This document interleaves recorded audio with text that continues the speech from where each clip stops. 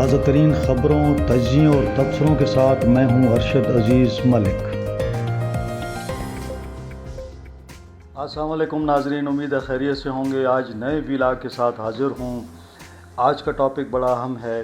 ایک جانب عمران خان صاحب جو ہیں وہ ڈٹ گئے ہیں، وہ کہتے ہیں کہ یزید کے کہنے پر میں 3 سال تو کیا 3 منٹ بھی نہیں دے سکتا، یہ کیا کہانی ہے۔ اور دوسری جانب جو ہے وہ اسٹیبلشمنٹ کی طرف سے دعوے آ رہے ہیں کہ عمران خان صاحب کو کسی قسم کی کوئی آفر نہیں کی گئی۔ اصل معاملہ کیا ہے اور اس کے پیچھے کیا کہانی ہے، ان تمام موضوعات پر بات ہوگی۔ اور بات سے پہلے وہی ریکویسٹ کہ چینل کو لائک کریں، سبسکرائب کر لیں اور دوستوں کے ساتھ شیئر کرنا نہ بھولیے گا۔ یہ جو بیل آئیکن ہے گھنٹی، اس کو پریس کر دیں اور آل کے آپشن کو پریس کریں گے تو آپ کے پاس ہر نیا ویلاگ آ جائے گا۔ جناب عمران خان صاحب کے حوالے سے متضاد جو دعوے سامنے آ رہے ہیں۔ ایک جانب عمران خان صاحب یہ کہتے ہیں کہ وہ مذاکرات کے لیے تیار ہیں اور اسٹیبلشمنٹ کے ساتھ مذاکرات کرنا چاہتے ہیں، براہ راست مذاکرات کرنا چاہتے ہیں۔ ان کی بہن علیمہ خانم جو ہیں وہ کہتی ہیں کچھ لوگ کچھ دو کے اصول پر بات کرتے ہیں، آپ بتائیں آپ کو کیا چاہیے میرے بھائی سے، میرے بھائی کو آپ کیسے رہا کریں گے۔ ایک جانب یہ بات ہوتی ہے، دوسری جانب جو ہے عمران خان صاحب کا ایک بڑا جسے کہتے ہیں جارحانہ ٹویٹ آیا ہے، اور اس ٹویٹ کو میں آپ کے سامنے رکھ دیتا ہوں۔ یقیناً یہ فیصلہ کرنا جو ہے وہ آپ کا کام ہے کہ عمران خان صاحب کیا کہنا چاہ رہے ہیں۔ عمران خان صاحب کہتے ہیں کہ مجھے 2 سال پہلے کہا گیا تھا کہ 3 سال کے لیے پیچھے ہٹ جاؤ اور موجودہ نظام کو چلنے دو، لیکن میں کسی یزید کے کہنے پر 3 سال تو کیا 3 منٹ بھی خاموشی اختیار نہیں کروں گا۔ اب یہ یزید کس کو کہہ رہے ہیں مجھے نہیں معلوم کہ وہ کس نے ان سے کہا کہ یہ جو حکومت کو چلنے دیں 3 سال کے لیے، یا 3 سال پہلے کہا تھا، ان کو 2 سال پہلے کہا تھا کہ اس کو چلنے دیں۔ ساتھ میں وہ کہتے ہیں مجھ پر 26ویں آئینی ترمیم کو قبول کرنے کا بھی زور ڈالا جا رہا ہے، لیکن میری جدوجہد قانون کی حکمرانی کے لیے ہے، اور 26ویں آئینی ترمیم جو ہے وہ اس جو ترمیم ہے وہ تمام اس کے منافی ہے۔ ساتھ میں عمران خان صاحب کہتے ہیں مجھ سے 9 مئی کی معافی مانگنے کا مطالبہ کیا جا رہا ہے، یعنی پہلا یہ کہ حکومت کو چلنے دیا جائے 3 سال کے لیے، یہ 2 سال پہلے وہ کہتے ہیں مجھے کہا گیا، 26ویں آئینی ترمیم کو تسلیم کرنے کا کہا گیا ہے، اور تیسرا جو ہے وہ 9 مئی کی معافی کے حوالے سے ہے۔ وہ کہتے ہیں مجھ سے 9 مئی کی معافی مانگنے کا مطالبہ کیا جاتا ہے، مگر معافی تو وہ لوگ مانگے جنہوں نے CCTV فوٹیج چرائی ہیں، یعنی جب یہ مظاہرے ہوئے تھے 9 مئی کو، اس دن کی جو فوٹیجز تھیں وہ کہتے ہیں کہ وہ فوٹیجز چرا لی گئیں۔ پھر وہ بڑے ایک شدید الزامات لگاتے ہیں، وہ کہتے ہیں کہ جنہوں نے عورتوں کی عزتیں پامال کیں، لوگوں کے گھروں کا تقدس پامال کیا، ہزاروں سیاسی ورکروں کو جیلوں اور عقوبت خانوں میں ڈالا اور بے گناہ لوگوں کو شہید کیا، یعنی وہ لوگ معافی مانگیں، میں کیوں معافی مانگوں۔ 9 مئی کے کیسز کی 1 گھنٹہ بھی میرٹ پر سماعت ہو تو یہ بے بنیاد مقدمات فوری طور پر ختم ہو جائیں گے، لیکن المیہ یہ ہے کہ یہاں انصاف ہونا تو دور کی بات ہے، انصاف ہوتا نظر نہیں آتا۔ جب انصاف کا ہر دروازہ بند کر دیا جائے تو پھر پرامن احتجاج کے سوا کوئی راستہ نہیں بچتا۔ تحریک انصاف سمیت پوری قوم کو پیغام دیتا ہوں کہ ملک گیر احتجاج کے لیے تیار رہیں۔ پاکستان میں قانون مکمل طور پر معطل ہے، یہاں عورتوں کی عزتیں محفوظ نہیں ہیں۔ میری اہلیہ بشریٰ بی بی صرف سہولت کاری کے الزام میں 14 ماہ سے قید تنہائی میں ہیں، حالانکہ ان پر کوئی جرم ثابت نہیں ہوا۔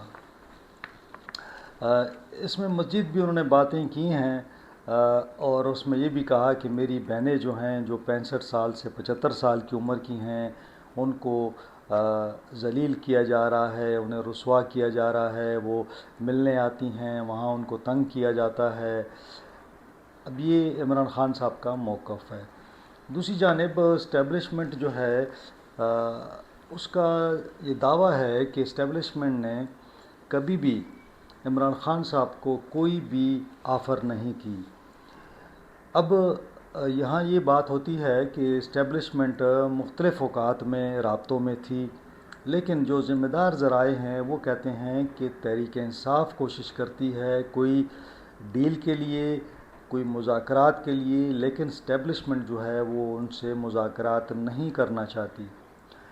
اسٹیبلشمنٹ کے اندر عمران خان کے خلاف اور ان کے جو اقدامات تھے 9 مئی کی وجہ سے فوج کے اندر ان کے خلاف نفرت کافی حد تک زیادہ ہو چکی ہے۔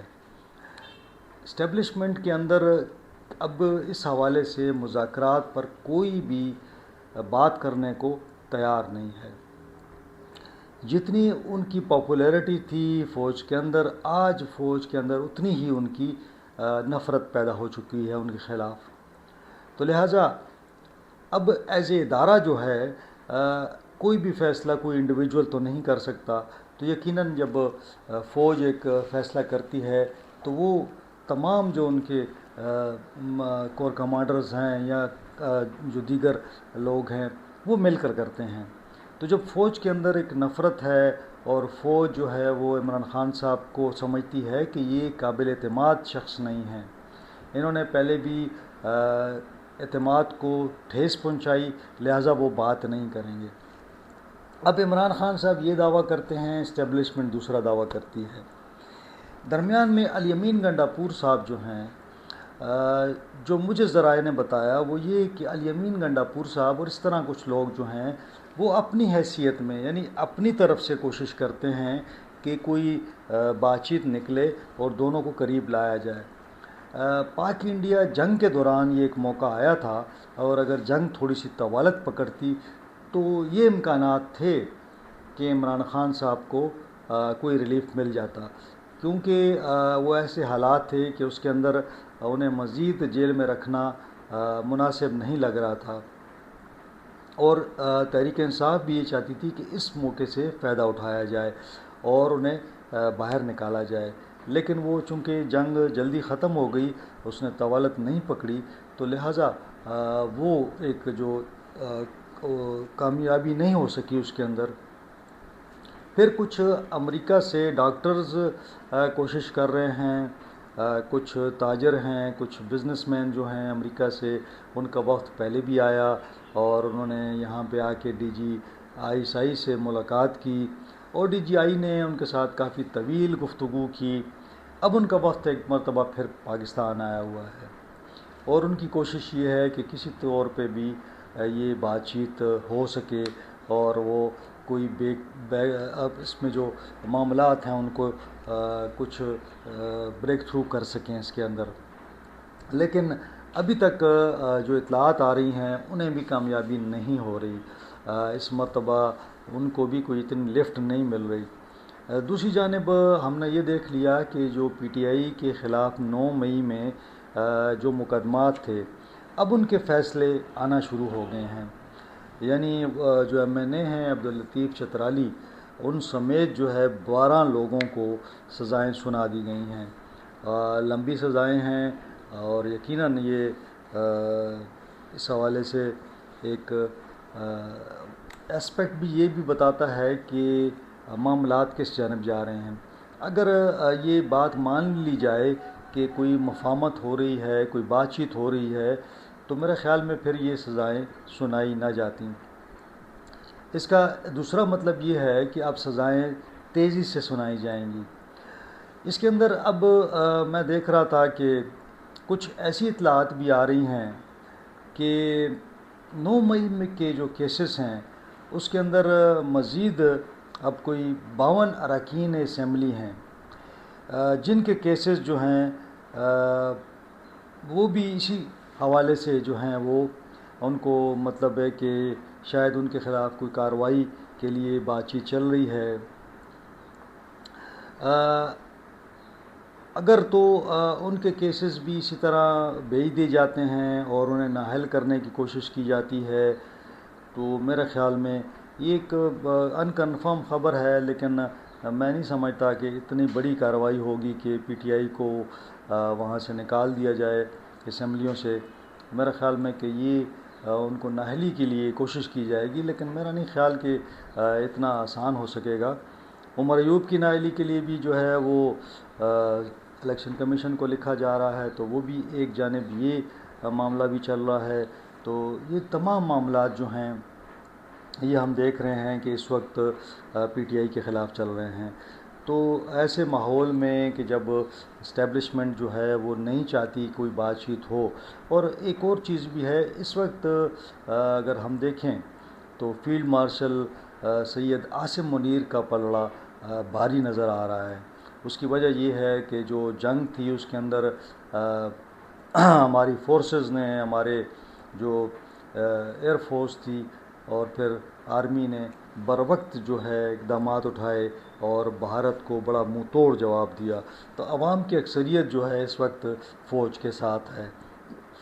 ایسے میں جو جنگ کے دوران تحریک انصاف کی جانب سے جو سوشل میڈیا پر خصوصاً میں قاسم سوری صاحب کو دیکھ رہا تھا، پھر ان کی جو عمران خان صاحب کی بہن ہیں ان کے کچھ بیانات تھے، اس طرح پی ٹی آئی کچھ اور لوگ تھے، تو ان کے جو بیانات تھے انہوں نے شدید نقصان پہنچایا ہے تحریک انصاف کو، اور اس سے فائدہ جو ہے اسٹیبلشمنٹ کو ہوا ہے.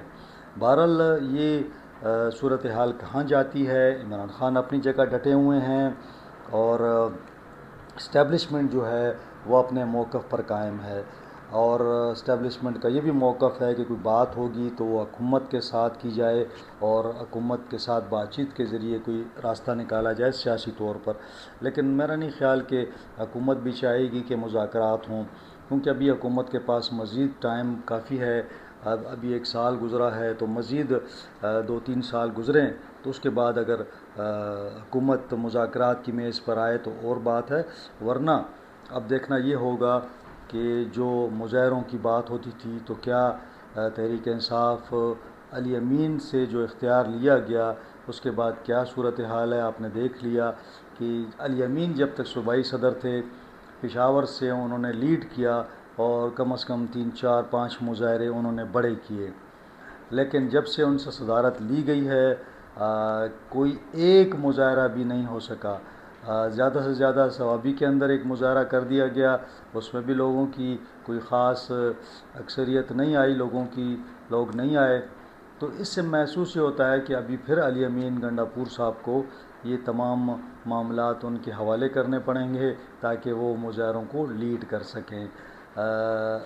اب اس میں جو بھی پیش رفت ہوتی ہے میں اس حوالے سے آپ کو آگاہ کرتا رہوں گا. آج کے لیے یہی ٹاپک تھا. انشاءاللہ اگلے ولاگ میں آپ سے ملاقات ہوگی. اپنا خیال رکھیں. اللہ حافظ.